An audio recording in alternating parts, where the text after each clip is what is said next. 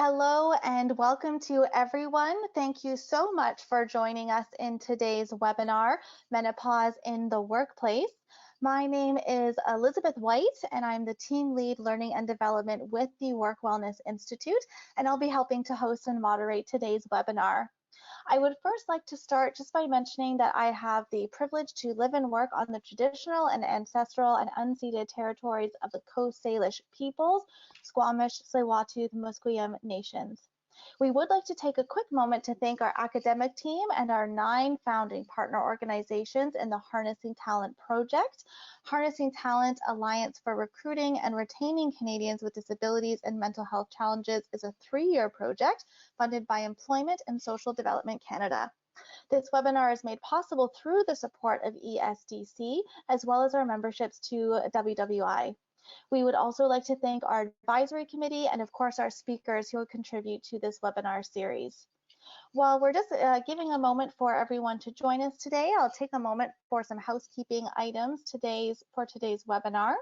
Hopefully at this point in time, you're able to both hear me and see the presentation slides on the screen. That should be coming through your computer speakers, or if you've chosen to dial in today, hopefully that's coming in through that conference line you would have chosen to dial. I would like to point out that the questions box that you hopefully are seeing on your screen through the GoToWebinar menu is your main communication portal with us for today. So whether that's experience a bit of tech issues or if you have comments and of course your questions, please use that questions box to communicate with us and we'll get back to you as we can. Speaking of questions, we will have a dedicated question and answer period at the close of our webinar today. So again, use that questions box and we'll collect them. Please don't hesitate to send them in as you think of them. No need to wait until the end. Just send them through and we'll be sure to have them all organized for our Q&A session. I would also like to draw your attention to another option on your GoToWebinar menu, which is the handouts. And there you'll find kind of an FAQ handout from WWI that can help with some of those most common tech issues, as well as the questions and things that we get for post-webinar kind of things. So take a look at that and you can download that and have it as a reference for you. Speaking of maybe questions that are already coming to mind, just to confirm, this webinar is being recorded, so there will be an opportunity to both receive the materials from today's presentation as well as the recording post-event, which you'll be sent through communications that we have already signed up and ready to go once our resources are ready, as well as if there is a run out of time, we have allocated an hour today, but if there's questions we don't quite get to, we'll be able to get those answers and distribute post-event in those communications I've just mentioned. A quick note also to our members, ARPA Australia, our organizational members, a reminder that your free certificate of attendance will happen in our automatic process for you, just ensuring that you have filled in that record ID field so that there is a smooth process for you. And if not, please do reach out. As well as for our individual WWI members, a note that you will also receive your automatic free certificate of attendance for this as well. All right, thank you so much for going through all of those housekeeping items with me. I am now very excited to shift gears and introduce our presenter today, Dr. Jo Brewis.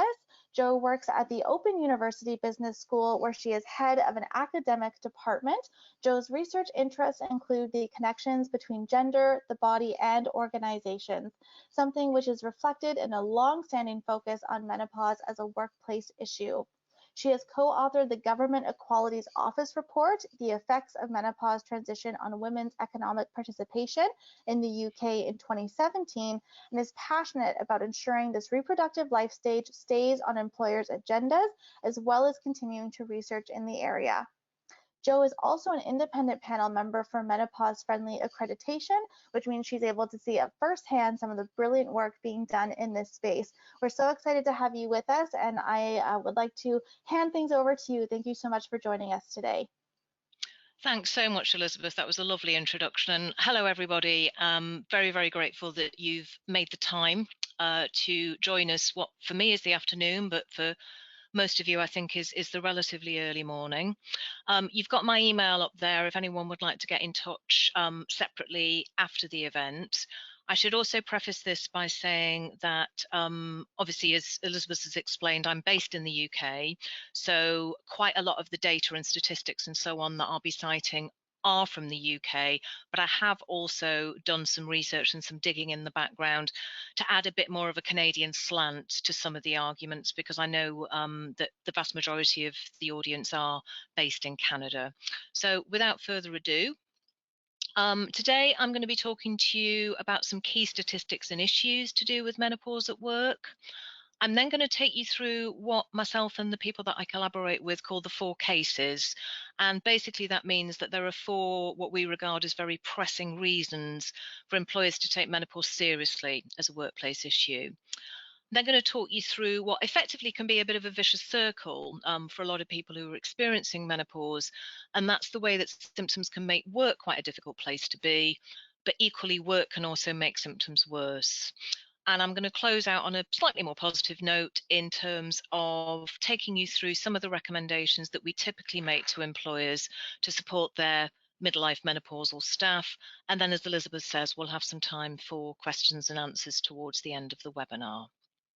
Okay, so menopause in general is a midlife experience. So for people in the global north, the average age at which we start experiencing menopausal symptoms is 48, and that's a period of time known as perimenopause or sometimes menopause transition.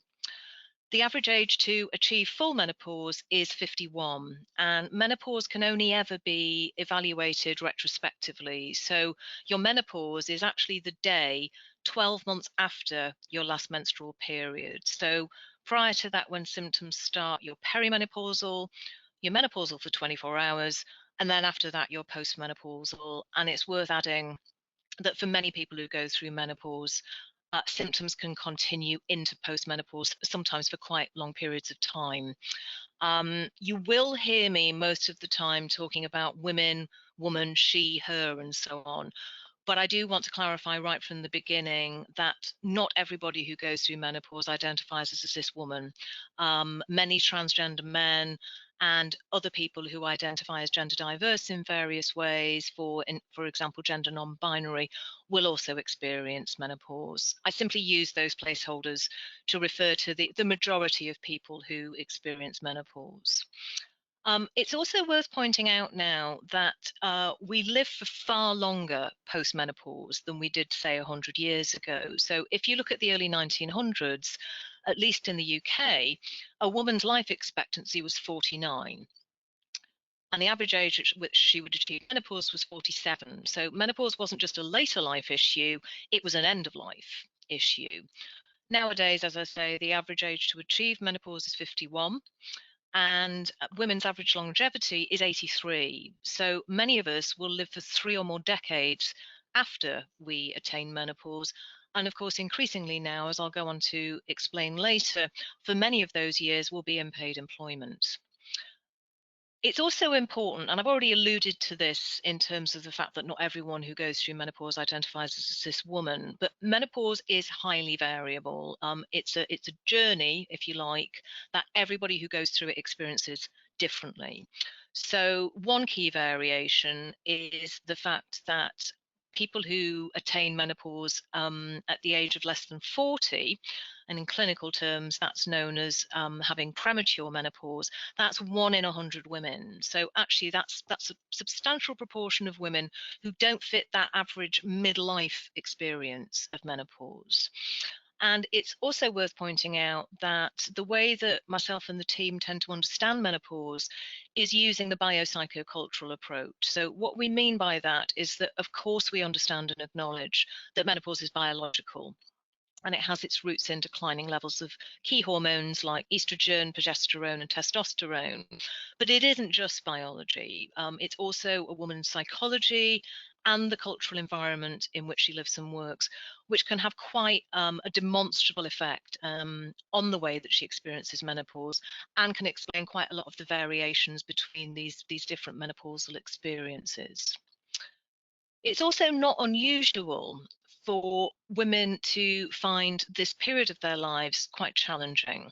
So I'm citing here some statistics which were published last year by what I regard as a groundbreaking team of researchers led by Evan Drew.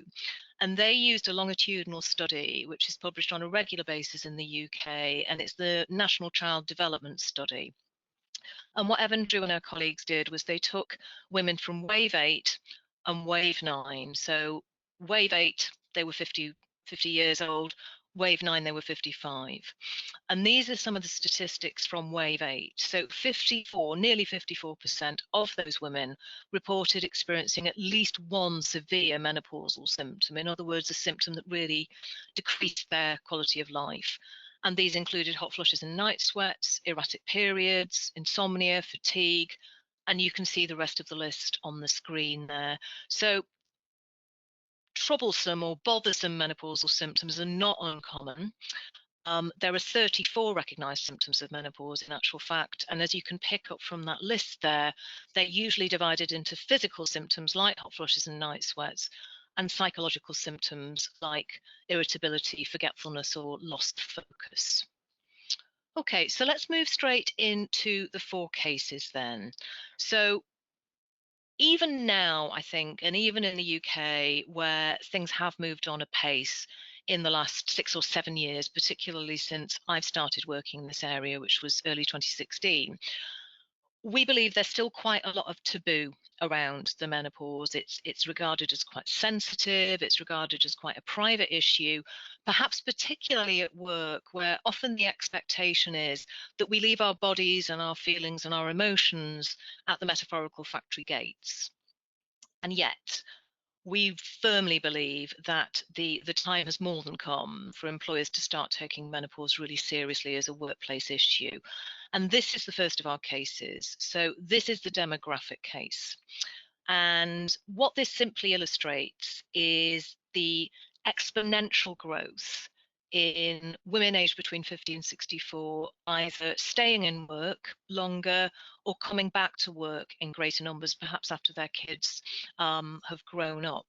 So the pie chart there shows you, and I'm just going to have to move my little control screen there because I can't see the pie chart. And now I can't see it again. That's great. Well done, me.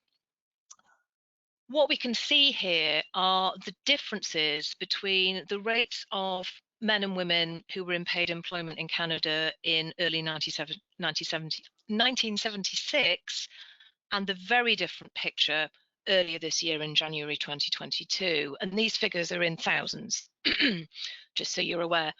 So we can see here that these top 2 quadrants of the pie charts, here we've got men in orange far outstripping women, almost double the number of women in that age group employed in January 76. If we then move, and I'm just going to move my little thing over again and minimize that, you can see that the picture is very, very different some 4 decades or so later. And women have almost caught up effectively in terms of paid employment amongst that particular age group. So what that means is that women who are most likely to be experiencing menopausal symptoms are now much more likely to be in paid employment in Canada and indeed across the global north. Okay, now let me just see if I can move my slide on. There we go.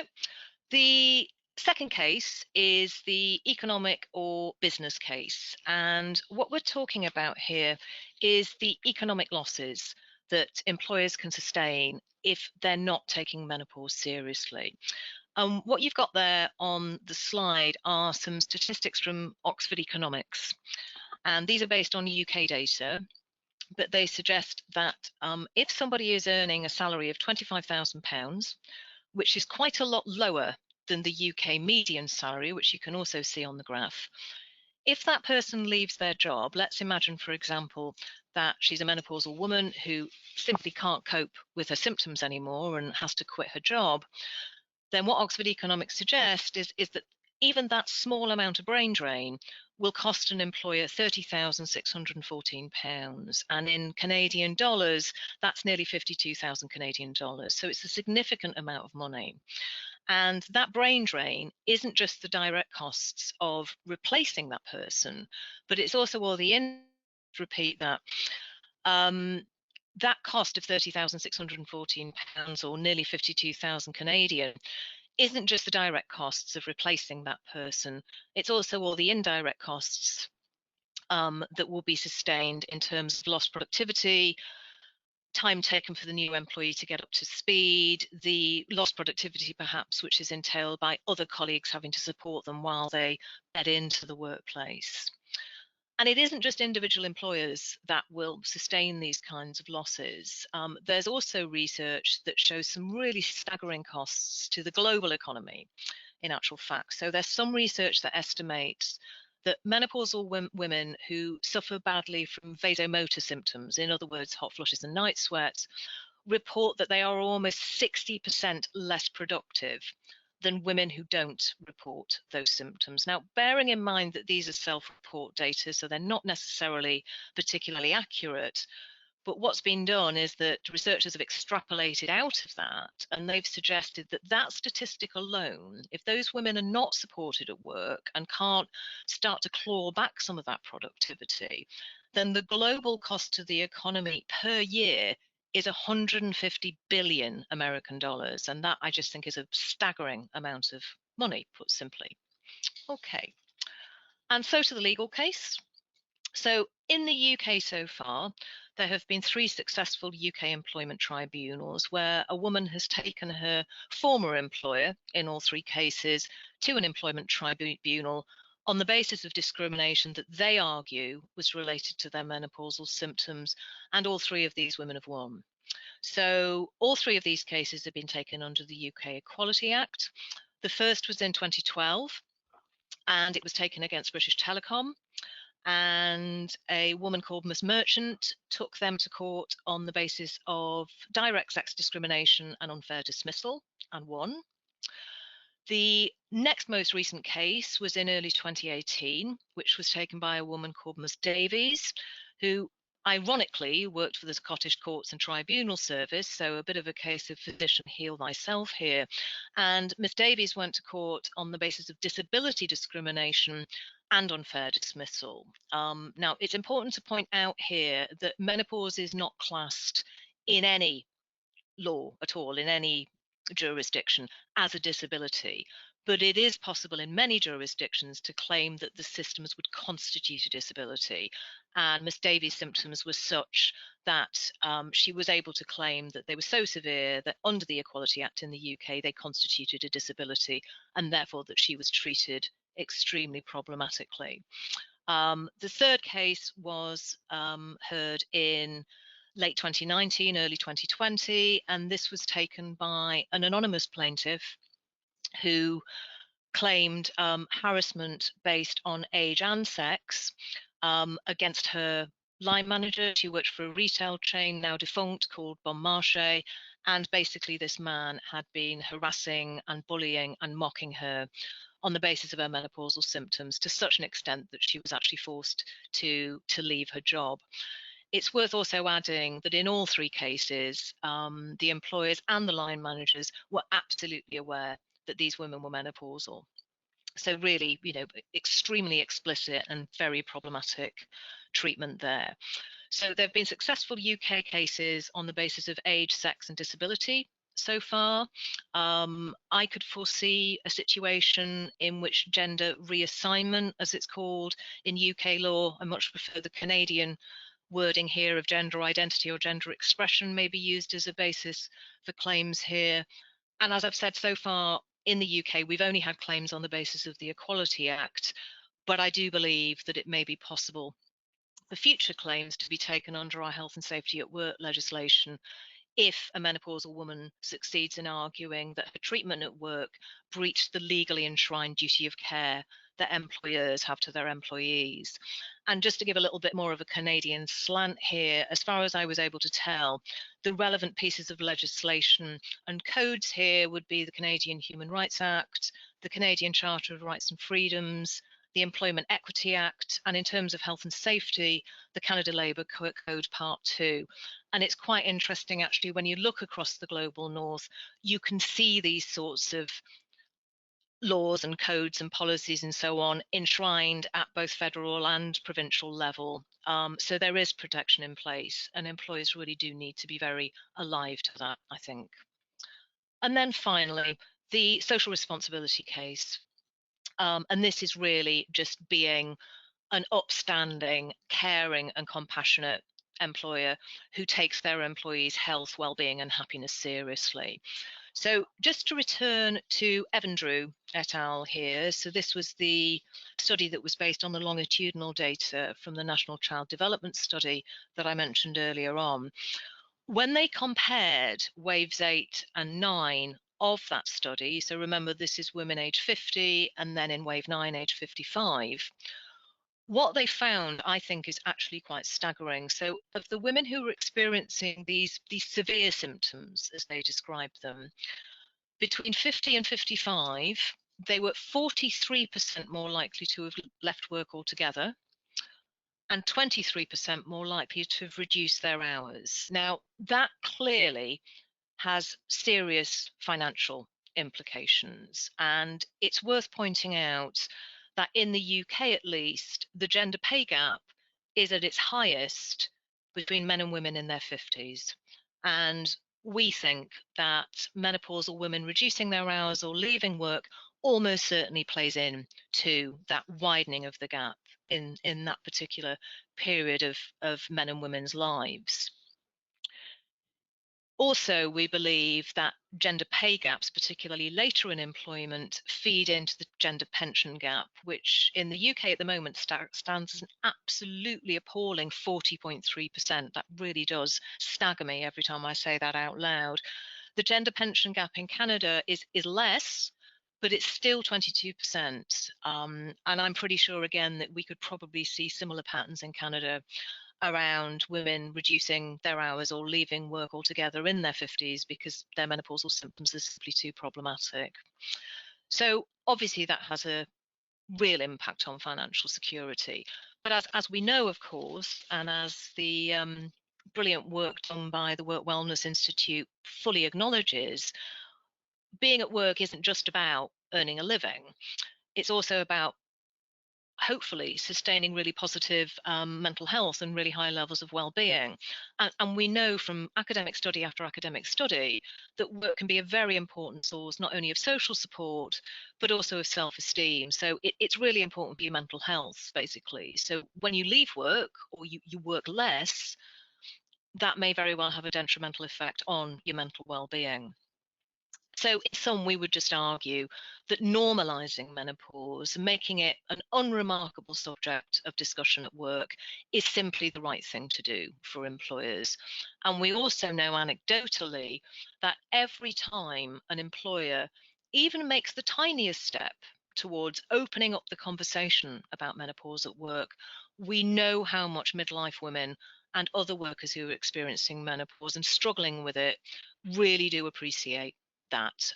So that's what I mean by paying dividends. Okay.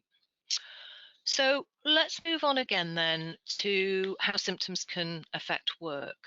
So the data that you can see on the screen here are taken from a survey that we ran in conjunction with Trades Union Congress Education in the summer of 2018. And these data here represent the just shy of 3,000 women who responded to the survey and told us that they were either perimenopausal or postmenopausal. And here they are identifying the symptoms that caused them or continue to cause them the most problems at work. And these are what we rather jokingly and very ironically, I guess, refer to as the top 5. So 29.5% of these women said insomnia related to menopause was a real problem at work. Nearly 32% said anxiety and worry caused them difficulties at work. 34.3% said focus and concentration, which is one of my worst symptoms, caused them difficulties in the working environment. Just over 35% talked about hot flushes causing problems. And then 40.3%, so that the highest proportion of these respondents talked about menopause-related fatigue as really making working life quite a struggle. And then I'm going to flip the equation here and give you an illustration of how work can make symptoms worse. So these data are taken from a longitudinal study that I did at a group of National Health Service hospitals in the UK.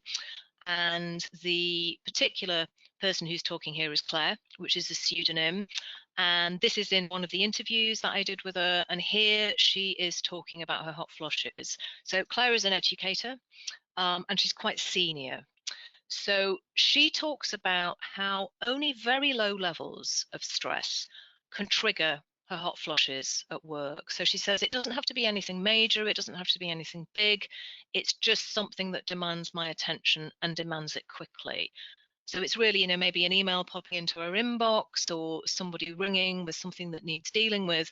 And she says, immediately I have to put my fan on. She said she's very conscientious about her role. She wants the department to do the best possible job. So anything that comes in that she really needs to prioritise, she says it immediately affects my temperature control and I can be up and down like a yo-yo within a day. It's also worth saying that Claire told me that when she goes on holiday, she barely gets any hot flushes at all. So here we can see how the environment that a woman's in, going back to the biopsychocultural approach, really can trigger her symptoms. Okay, so just to close out then on a rather more positive note, and I'm really pleased to report that for once, and I don't say this often, but for once, the United Kingdom's really leading the way here, and we've got thousands of employers, particularly big employers, doing some amazing things in this space now. But these are some of the recommendations that we would make to employers. So the first thing to say is that nobody should ever be required to disclose their menopausal status at work. It should always be a personal choice. It can be the most compassionate, most supportive workplace culture ever recorded, and there will still be some people who think their menopausal status is frankly none of anybody's business, and that really does have to be respected. But the language that we usually use in the UK, which comes straight from the Equality Act, is reasonable adjustments. What that means is simply making sometimes what are really quite small and cheap and easy adjustments to the way that a woman works to level the playing field, just to make her working life that bit easier and take away some of the obstacles that her menopausal symptoms are causing. So one of the decisions that employers can make is, we would also always argue that something needs to be written down somewhere, but whether that's a formal policy or more informal guidance or just some information about menopause on the organizational intranet, that's a decision that the employer can make, because again, we think that all of these adjustments, all of these recommendations should be tailored to fit that organization. It isn't one size fits all. It's much more horses for courses. So in some organizations like my own, the only thing that would work is a policy. In other organizations, it may be felt that something slightly lower key and slightly more informal will have more impact. Really, any intervention in the space also has to begin with changing the culture around menopause. And in order to do that, there needs to be a great deal of awareness raising. So really, everybody in the organization needs to have their level of awareness around menopause raised, and myth busting and taboo busting are really important here. We also think that, excuse me, line managers in particular need to be trained. They need to be trained in all the ramifications of menopause, and also in having what can be quite sensitive and perhaps quite emotional conversations with their teams about these issues. For employers who have occupational health provision or perhaps employee assistance program provision, those providers need to be trained as well in what menopause means at work or can mean at work. We have seen some slightly dubious advice being handed out by some of these providers, who are often privately contracted or contracted out providers. They don't actually work for the organisation in question. And we think it's really important that they are as up to date on menopause as a workplace issue as possible. Absence policies. We think that absence policies should be tailored so that the perhaps often short term, but perhaps also fairly regular absences that women may be forced to take because of their unpredictable and erratic menopausal symptoms are recorded in an absence policy as part of an ongoing health or well-being condition, because those absences quite often will affect things like the Bradford factor and may very well trigger performance management interventions, which we really feel is inappropriate. Informal support groups like menopause cafes can work brilliantly, and we've seen particularly during the pandemic that online support groups like this work just as well as face-to-face or in real life interactions. Flexible arrangements, including support for home working. And of course, again, we've learned a lot during the pandemic about just how many people can actually work really happily and really productively from home. Not true of everybody, of course, but it is true for a lot of people.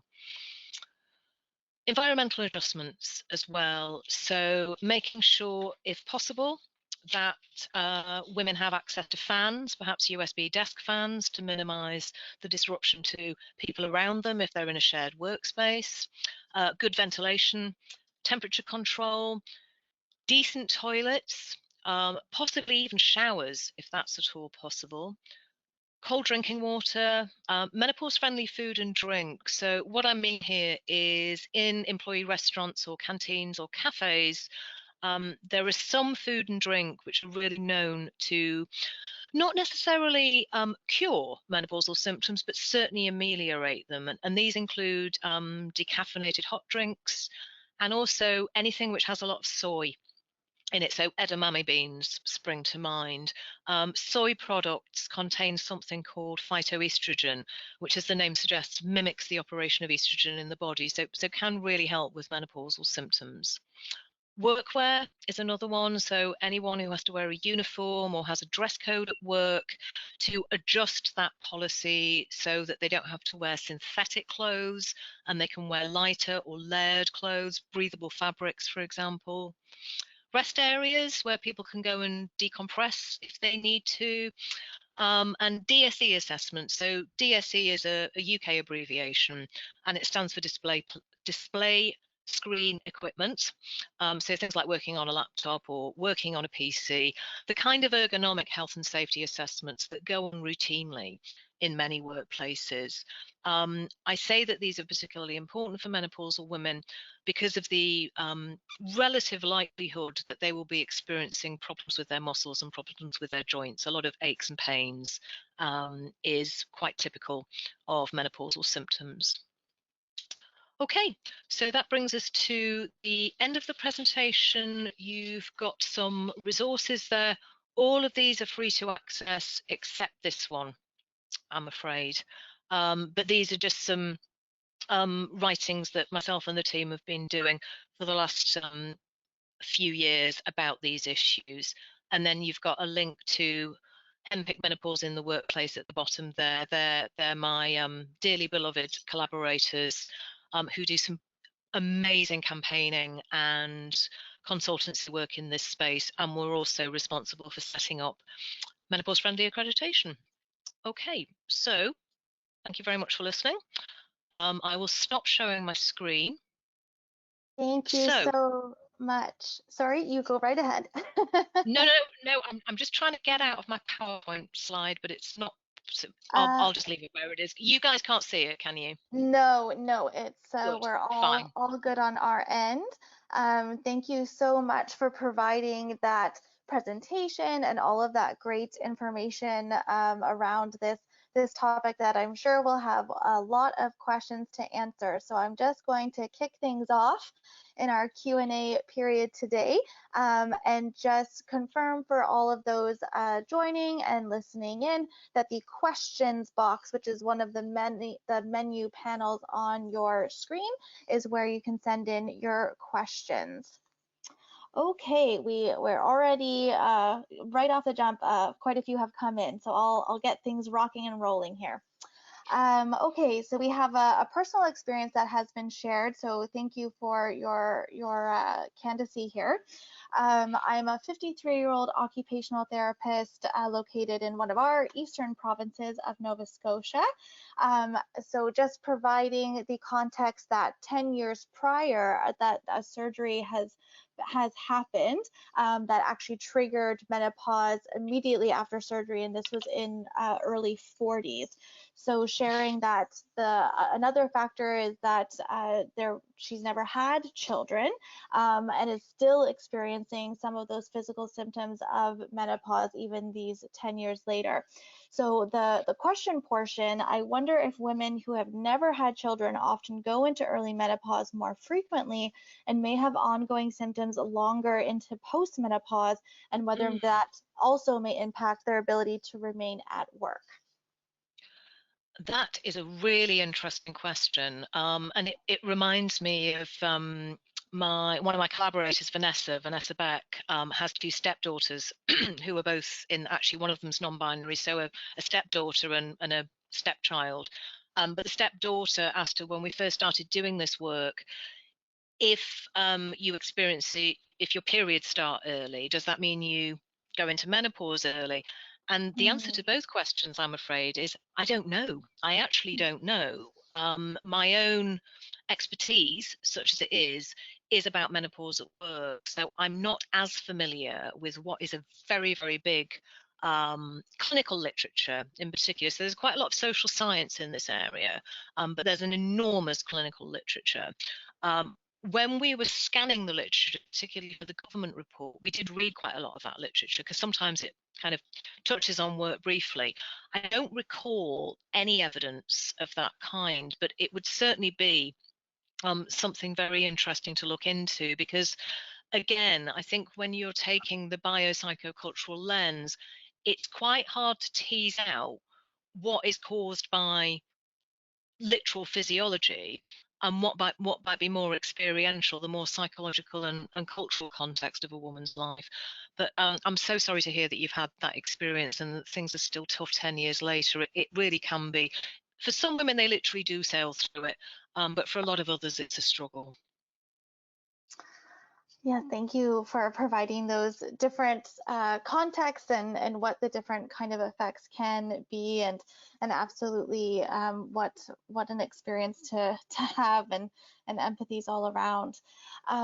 Do you have any more examples of workplace policies or informal actions taken by employers to acknowledge and or accommodate menopause? Yeah, so what I put up on the slide is I suppose you'd call it, I hesitate to say gold standard because it makes it sound like I know everything. But these are the kinds of things that when we meet as a panel for Menopause Friendly, so what happens is that employers sign up for menopause friendly accreditation. They get a period of very active training where they're educated and walked through various different ways to make their organizations more friendly and more supportive of menopausal staff. And then they put together a submission, a bit like any accreditation process, really. And then we as the panel sit and pick those apart. And sometimes we say yes and sometimes we say no, but even for employers where we've said yes, we do think that you're menopause friendly, we always know that there can be improvements, and also that it isn't just a matter of doing it and assuming it will stick. It has to be something that's kept in the forefront going forward, otherwise it can kind of recede from attention. So those are the sorts of things that we are usually looking for in terms of what employers can do. It's probably worth just kind of reeling off some of the sectors where we've seen some great workplace support being introduced in the UK. So we've got employers in the utility sector. So, for example, Severn Trent Water, who supply my water. We've got infrastructural employers, so that's Network Rail, who look after all of our, literally the infrastructure of the railways.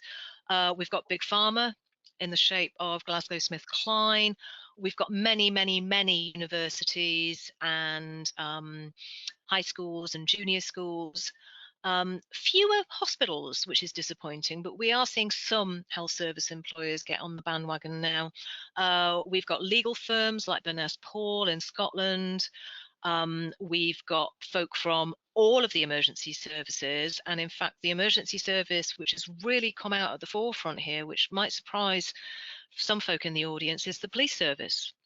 They have done some amazing work around menopause in the UK. There's charities like the Royal Society for the Protection of Birds. I could go on, but really there are very few sectors now where there are at least a good collection of employers taking action. I think it's kind of become viral, this particular situation in the UK.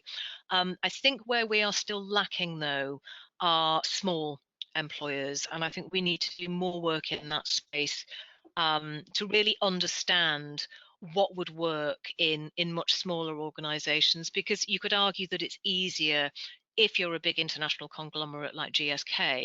You've got budget, and you have things like occupational health, CAPs, and so on.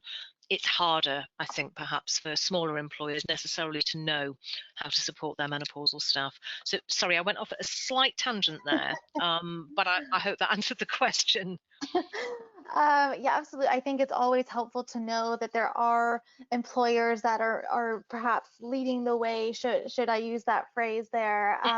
And just to kind of bring it back to the question a little bit around examples. So listing off some of those larger organizations and things, and the program that the accreditation program you're a part of, are there resources that are available for other employers that maybe are interested in seeing what works and what doesn't, that they can maybe peruse or take a look at? And if you're able to direct in that way, that would be great.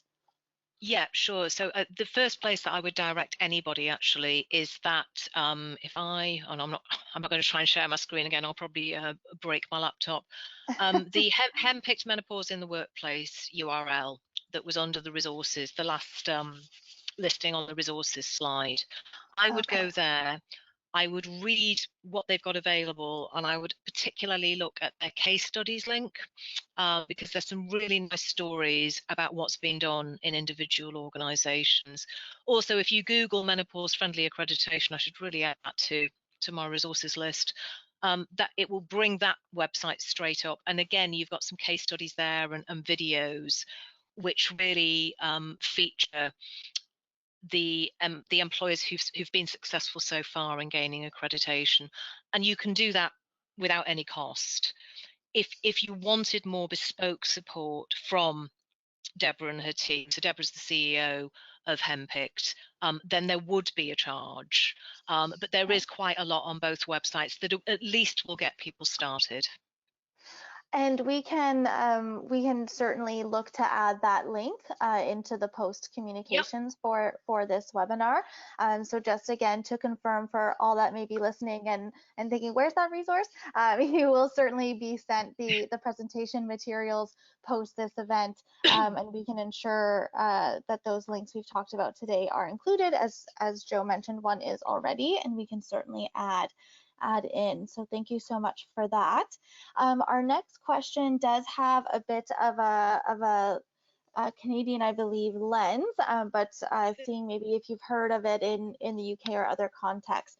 So looking in the past a little bit, so looking at the 1990s, early 2000s even, WCB in this province used to deny women a claim for repetitive strain injuries if they were in their early 50s, because menopause can cause these symptoms. Have you heard of this? I'm going to offer, even, have you seen a change since then? Just to open up that discussion of what you've seen perhaps in the past and maybe the change of the future, hopefully. Well, frankly, that's completely outrageous, isn't it? Because it doesn't matter what the reason behind it is. You've got repetitive strain injury or carpal tunnel, and I've never had either myself, thank goodness, but I know how painful and debilitating they are. And yes, of course, it may be that, as you lose your hormones, we know that it can, it dries your muscles out, it dries your joints out, and that's going to exacerbate things like RSI or carpal tunnel. I haven't heard that story before. It's appalling. I haven't actually heard many or any anecdotes, particularly about joint and muscle and bone problems experienced by menopausal women as exacerbated at work. But that really shocks me, that story. It shows an enormous lack of understanding, and also a kind of a desire to make menopause a private thing, which the woman just has to manage on her own. Now, if that's what she wants to do, that's absolutely her prerogative. As I said, disclosure has to be a personal choice. But you know, saying that because you're in your early 50s, it's your menopause, therefore we're not going to support you is, yeah. I mean, I really hope that was a feature of the time, and I hope attitudes have moved on. But I don't have any evidence in particular arena that they have. Hmm. Okay, thank you. And as you mentioned, this does seem to speak a little bit to the acts and different kind of legal options that perhaps might have changed or even not have been an option previously and are now. So hopefully, as you've mentioned, a change has been made. All right, so the next one is from our human resource audience that we have here today. So what would you suggest are some productive ways that we in the HR profession may engage with lawmakers to consider legislative changes in employment law? What a great segue. There are a few provincial elections that will take place this year, and it may be an opportunity to affect change. So I think the gist of the question was, how can HR professionals really band together and lobby government for legislative changes in Canada? Is that correct? Yes, essentially what's a productive way that we can engage with those lawmakers and to try and affect change in those legislative Sure, sure. laws. That's a really interesting question, actually, because I'm not as familiar as I think I've probably demonstrated with Canadian law as I am with, excuse me, UK law. And obviously, it's more straightforward over here because we only have one set of laws at what you guys would call federal level. That said, it's my understanding that actually you've got all the ingredients you need already to protect menopausal staff from workplace discrimination. So I wonder if it's more of a conversation with governmental representatives to try and persuade them that this is something that should be tackled at national level. And I don't necessarily mean legislative changes, because I don't actually believe that legislative changes are needed in the UK. We have all the architecture. It's just making people aware of the architecture, because actually what we find is that the threat of an employment tribunal is almost one of the more persuasive arguments that we have in our artillery. So I think it's having conversations with either provincial or federal governments about how important this is, demonstrating to them what's being done in the UK and some of the benefits that are being reaped. And I think also, what's your professional HR association in Canada? So ours is the Chartered Institute of Personnel and Development. I'm sure there's an equivalent in Canada. Yeah, so it's also a bit provincial. So there's provincial chapters throughout, and some provinces kind of have their own chapter, but we do have HR associations across the country for sure. Yeah. So I think that's another route, because ironically, our CIPD were very late to the party.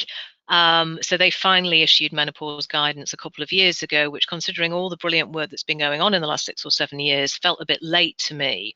But there's also, I suppose you would call them NGOs who can apply pressure as well. So a good example in the UK is a group called Business in the Community, who were actually set up by Prince Charles some number of years ago now. And as their name suggests, they really exist to promote socially responsible employment. And they were or employers, I should say, and they were very quick to get involved in the menopause space and have issued toolkits and all sorts of brilliant advice and support for their members. So I think there's various routes, but to me, the most important thing is to get this on the agenda and get people talking about it, because what we found in the UK was, when our government report came out in July 17, we had no idea how big this was going to get. And suddenly the media were all over it and organizations were all over it. And I'm not for 1 minute saying that we are solely responsible for the upsurge of interest in menopause in the workplace, but certainly the report did seem to make a dent. And I think it was because it was a government report. So it kind of caught employers' attention and it caught the media's attention. So I think it's about awareness raising and really trying to persuade the people that have the influence at at provincial and federal level that this needs to be taken seriously and getting it as a provincial and national conversation. I think that's a great point to make around there are various routes. If it's not maybe the one that first comes to mind, let's look and see where effective change can be in different conversations. And as you mentioned, with the main goal of just getting it on the agenda, whatever agenda you might be able to get it onto. Exactly. I think just to add as well, I had to give evidence in Parliament, which was one of the more terrifying things I've ever done in my life. I mean, I was, really flattered to be asked, but I was extremely scared.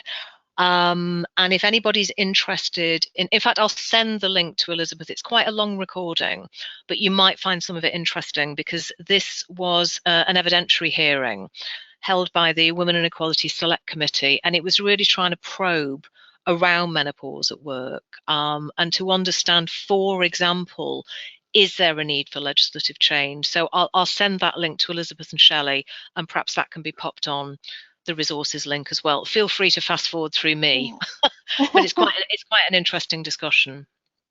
Yes, that's wonderful. We can absolutely add it into our post communications and ensure all of these wonderful resources have been shared. Looking to the next question, what are the barriers should an employer need to be aware of when attempting to change the culture and stigma regarding menopause? So essentially, what barriers have you seen most commonly when people are trying to make this shift? That is an excellent question. They've all been excellent questions. I think the first one actually comes from women themselves, saying, "Oh God, please don't give them another stick to beat us with."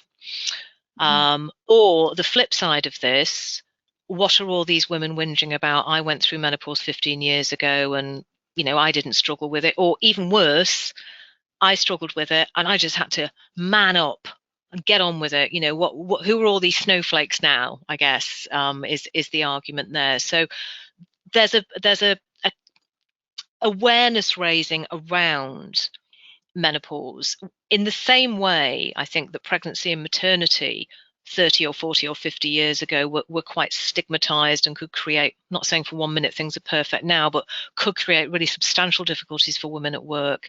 I feel with conversations like that the only way around it is through it, and this is why we base all of our recommendations in evidence that these need to be taken seriously.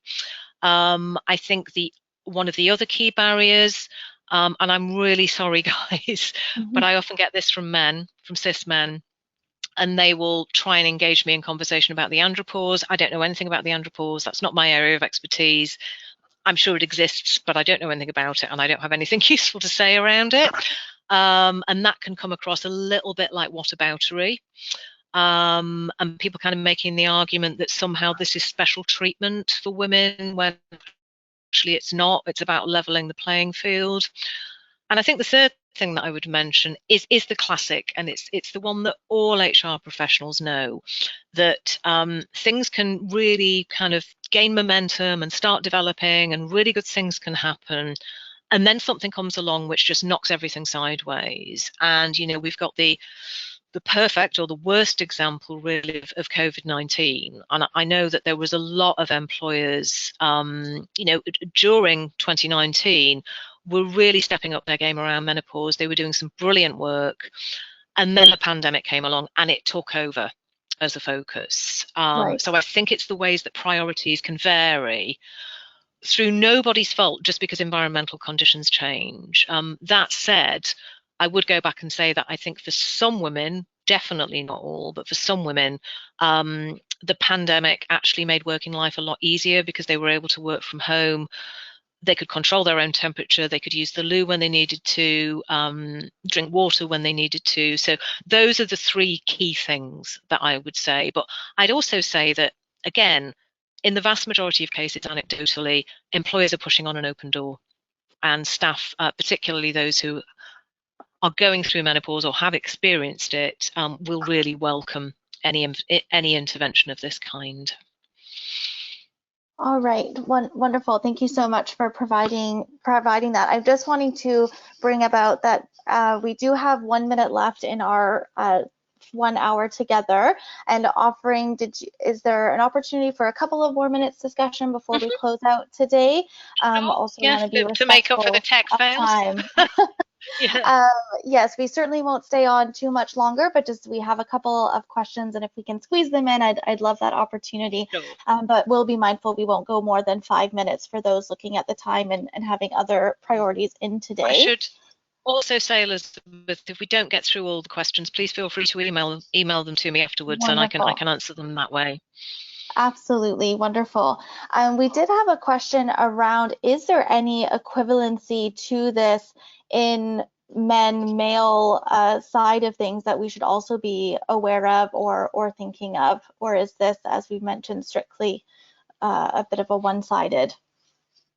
No, I don't think it is at all. I mean, I'll say three things here. So the first is that, as I say, I don't know anything about the andropause, which is the male menopause, but it wouldn't surprise me at all if that had some bearing on men's workplace experiences. I'd also say that we know for absolute sure that there are some conditions and some treatments for those conditions which can actually mimic menopausal symptoms in men. And the one that I'm thinking of in particular is difficulties with the prostate gland, which, of course, as all the guys on the call will know, are likely to crop up in mid and later life. And the final thing I would say is that something that we are badly in need of, actually, is more comparative research. There is no research that we've come across which compares the experiences of midlife men and midlife women at work to try and untangle some of these issues. So I think that's a really good question about which we don't know very much, I'm afraid. So more research questions coming out of As these usual. potential. Yeah. Yes, absolutely.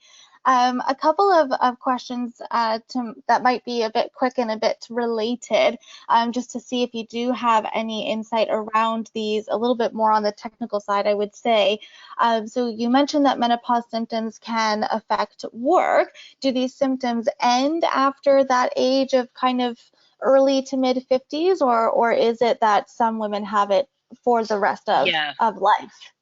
Yeah, it's not uncommon for menopausal symptoms. So, obviously, as I said, they usually start in a woman's late 40s, but it is very variable.